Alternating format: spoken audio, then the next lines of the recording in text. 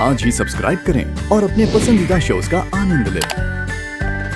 मना किया था ना, क्या जरूरत थी लड़ाई करने की। तू ठीक तो है ना?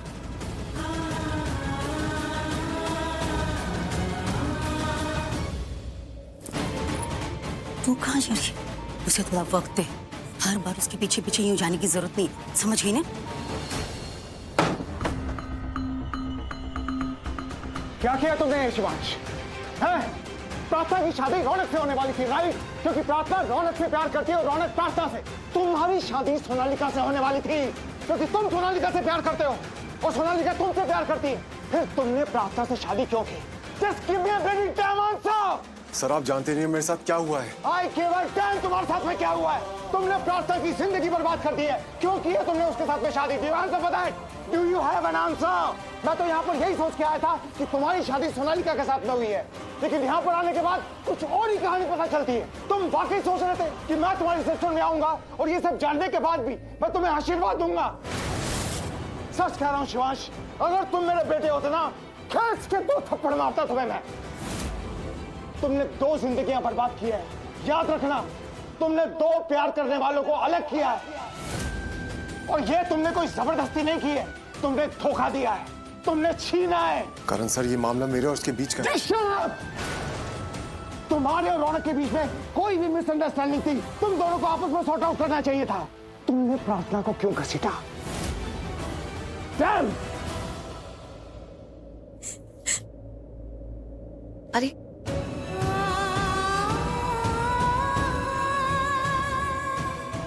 प्रार्थना, तुम रो क्यों रही हो?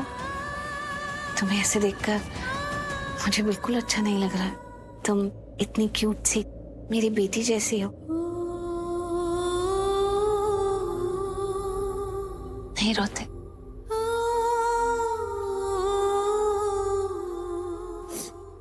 मेरी माँ जिन्होंने मुझे पाल पोस के बड़ा किया, उन्होंने तो आज तक कभी मेरे आंसू नहीं पोंछे।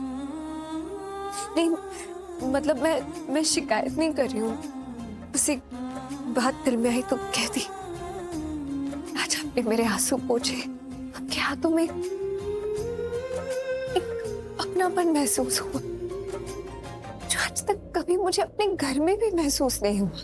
देखो प्रार्थना, इस दुनिया में ना जाने अनजाने, अपने पराए, ऐसा कुछ नहीं होता। सबकी डोर जुड़ी होती है। इस जन्म में ना सही तो पिछले जन्म में। अगर हम किसी अजनबी से मिलते हैं और उसके साथ कोई रिश्ता बना लेते हैं तो इसका मतलब उसके साथ हमारा रिश्ता पहले से ही था, पिछले जन्म का, जो अब हमारे सामने आ गया है।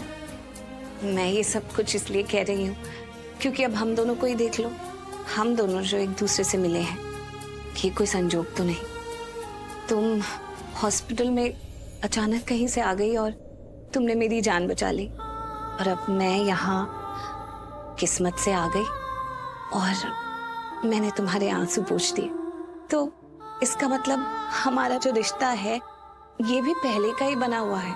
किसी डोर से हम पहले से ही जुड़े हुए हैं। मेरे लिए तो मेरी जिंदगी पहली बनती जा रही। समझ में नहीं आ रहा है क्या हो रहा है मेरे साथ। ऐसा लग रहा है जैसे फिसलती हुई रेत पर खड़ी हूँ। जितना समझने की कोशिश करती हूँ कि कहाँ खड़ी हूँ, और ज्यादा फिसल जाती हूँ। ऐसा क्यों सोचती हूँ? अगर अभी कुछ समझ में नहीं आ रहा है तो उसे समझने की कोशिश करो ही नहीं। अगर चीजें तुम्हारे कंट्रोल में नहीं है तो भगवान के हवाले कर दो। ऐसा बहुत बार होता है, हमें लगता है कि हमारी लाइफ में जो कुछ हो रहा है बहुत गलत हो रहा है, क्या होगा, लाइफ एंड हो गई है। लेकिन कुछ सालों बाद जब हम मुड़ के वो समय देखते हैं ना, उसके बारे में सोचते हैं, तो ऐसा लगता है कि थैंक गॉड हमारे साथ ऐसा हुआ।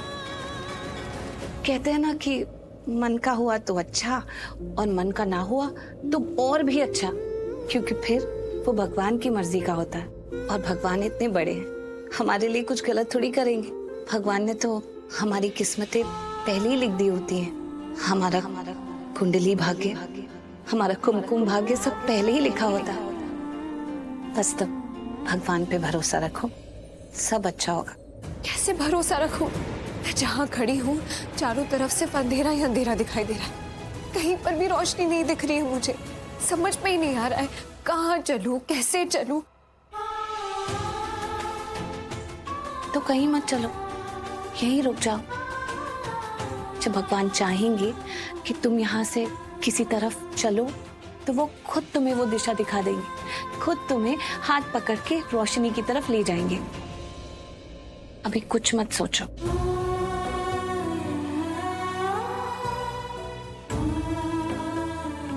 अच्छी बात है, आज मैंने दिल खोल के आपसे बात की है। इस तरह तो पहले मैंने कभी नहीं किया। क्योंकि मैंने कहा ना कि हम दोनों के बीच कोई रिश्ता है, पहले से ही जुड़ा है। खुद पे भरोसा रखो, भगवान पे भरोसा रखो, सब ठीक हो जाएगा।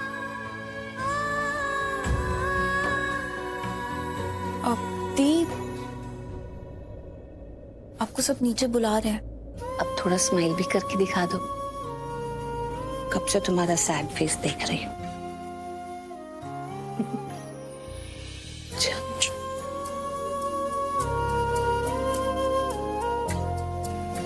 हे माता रानी, इसकी रक्षा करना, इसके साथ जो भी हो बहुत ही अच्छा हो। बहुत अच्छी लड़की है, इस पे अपनी मेहर बना के रखना प्लीज। करण सर, आप समझे नहीं, ये मामला मेरे और रौनक के बीच नहीं, मेरे और रौनक की मॉम के बीच का है। शिवांश, अगर तुम्हारे और रौनक के मॉम के बीच की बात थी तो तुम्हें उनसे बात करनी चाहिए थी। प्रार्थना को बीच में क्यों लेकर आए? शिवांश, मैं प्रार्थना से मिल चुका हूँ।